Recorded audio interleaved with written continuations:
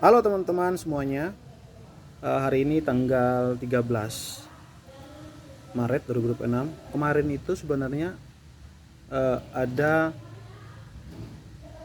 diskusi atau sosialisasi dari MPK mengenai informasi dana BOS ya. Khususnya untuk lokasi-lokasi yang disebut 3T. Nah, saya dapat rangkumannya atau informasinya di grup yang saya ikuti. Jadi ini teman-teman penting sekali. Video ini untuk guru-guru atau kepala sekolah. Kalau guru-guru sampaikan kepada kepala sekolah supaya informasi ini diketahui, supaya diperjuangkan. Nah, pesannya seperti ini. Yang ingin mau saya sampaikan. Sekolah di wilayah 3T itu sering menghadapi tantangan besar. Sepakat ya? Fasilitas terbatas, biaya operasional yang tinggi, dan dukungan yang tidak selalu cukup tiap bulannya bahkan tahunan. Tapi di tahun 2026 ini ada kabar baik untuk teman-teman semua atau guru-guru semua di seluruh daerah 3T. Ada kabar penting untuk Bapak Ibu semua. Pemerintah menghadirkan program BOSP, yaitu BOSP afirmasi, khusus untuk membantu sekolah-sekolah di daerah yang paling membutuhkan.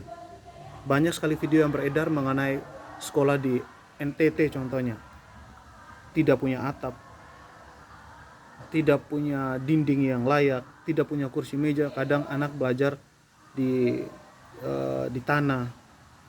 Itu sekolah-sekolah yang saya pikir ini mereka layak untuk dibantu dalam program BOSP afirmasi ini.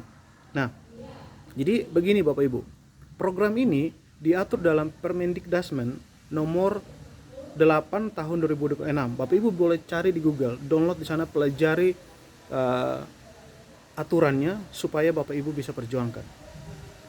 Yaitu di tahun nomor 8 tahun 2006 yang mengatur tentang peningkatan mutu satuan pendidikan melalui skema pendanaan bantuan operasional satuan pendidikan atau BOSP.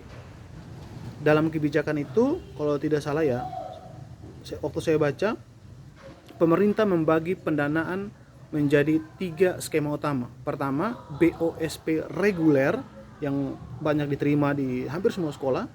Lalu kedua ada BOSP kinerja dan BOSP afirmasi. Nah, yang khusus BOSP afirmasi inilah yang secara khusus ditujukan untuk sekolah-sekolah yang berada di wilayah 3T. Targetnya berada di wilayah 3T. Nah, guru-guru kepala sekolah yang dengar video ini, ayo cari tahu informasinya supaya dipelajari dan dipersiapkan.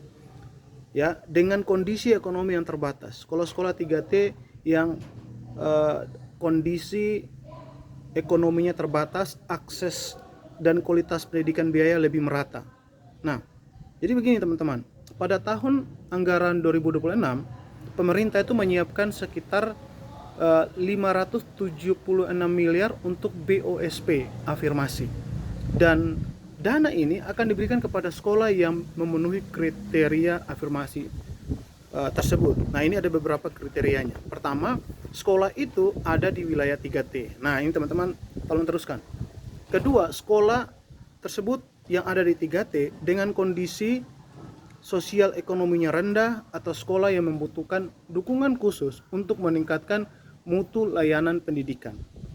Berbeda dengan BOSP yang reguler teman-teman, yang biasa disalurkan dalam beberapa tahap, yaitu BOSP afirmasi direncanakan disalurkan sekaligus. Contohnya kalau dia berhak mendapatkan 200 juta di tahun itu, maka 200 juta itu dikasih sekaligus dan sekolah tersebut menggunakan dana itu untuk memperbaiki kualitas sekolahnya. Apakah renovasi besar-besaran untuk bangunannya, pengadaan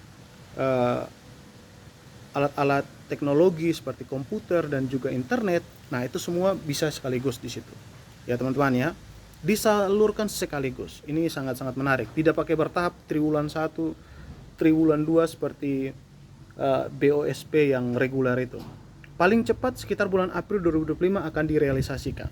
Nah, Bapak Ibu, dana ini dapat dimanfaatkan oleh sekolah untuk berbagai kebutuhan operasional. yang mendukung pembelajaran, mutu pendidikan, serta membantu keberlangsungan layanan pendidikan di daerahnya masing-masing yang memiliki keterbatasan sumber daya, seperti tadi syarat-syarat di atas. Namun ada satu hal yang penting yang sering luput dari Bapak Ibu. Ini khusus untuk kepala sekolah, sampaikan kepada operator dan pastikan ini aman, yaitu data sekolah harus selalu diperbaharui. Data sekolah harus diperbaharui berdasarkan kondisi dan keadaan di sekolah tersebut. Pemerintah itu menggunakan data pendidikan nasional untuk menentukan alokasi bantuan. Kalau data Dapodiknya atau yang swasta itu menggunakan EMIS, maka Bapak Ibu bisa saja luput dari target ini. Artinya, teman-teman, jika data sekolah tidak aktif, tadi saya katakan, atau tidak diperbaharui, potensi bantuan bisa saja tidak tersalurkan secara optimal kepada sekolah Bapak Ibu. Ini pesan praktis lah untuk sekolah-sekolah. Guru-guru tolong sampaikan, atau Bapak Ibu yang nonton video ini yang kenal guru-gurunya, yang melihat kondisi bangunan sekolahnya, kalau Bapak Ibu merasa tergerak hatinya untuk memikirkan sekolah-sekolah tersebut dan bisa jadi anak Bapak Ibu ada di situ, sampaikan informasi ini. Teruskan video ini. Ini pesan praktis untuk sekolah-sekolah yang jadi target. Karena itu ada beberapa langkah penting yang perlu diperhatikan untuk sekolah-sekolah ini.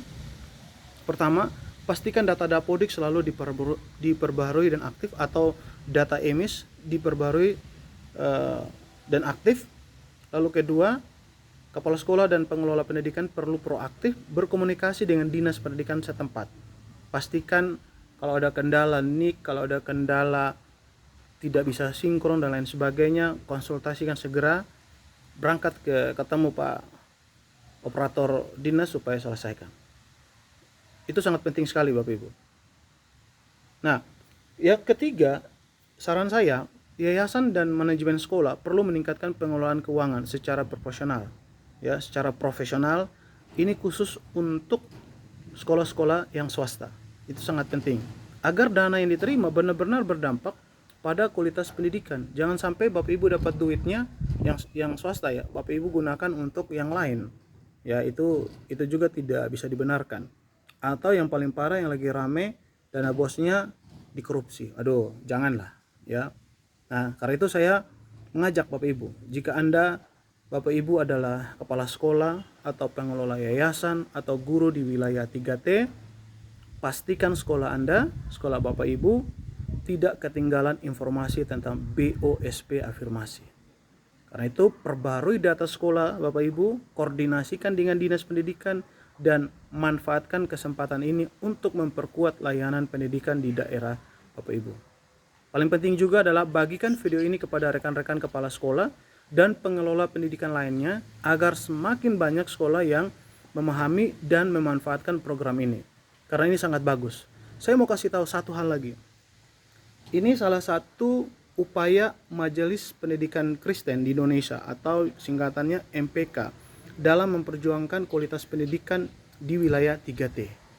Jika Bapak Ibu mau mendapatkan informasi terupdate mengenai informasi seputaran sekolah, Bapak Ibu bisa mampir di website atau grup WhatsApp atau Instagram atau TikTok dari MPK Indonesia. Di sana Bapak Ibu bisa update semua informasi perihal seputaran pendidikan. Itu saja dari saya teman-teman. Saya berharap teman-teman di NTT, di Maluku, Papua, dan Indonesia Timur sana yang masuk dalam kategori 3T bisa mendapatkan informasi ini. Kalaupun Bapak Ibu bertanya bagaimana pengajuannya, Bapak Ibu perlu memperbaiki dan hanya memperbaiki data yang ada di Dapodik. Terima kasih, Tuhan Yesus berkati.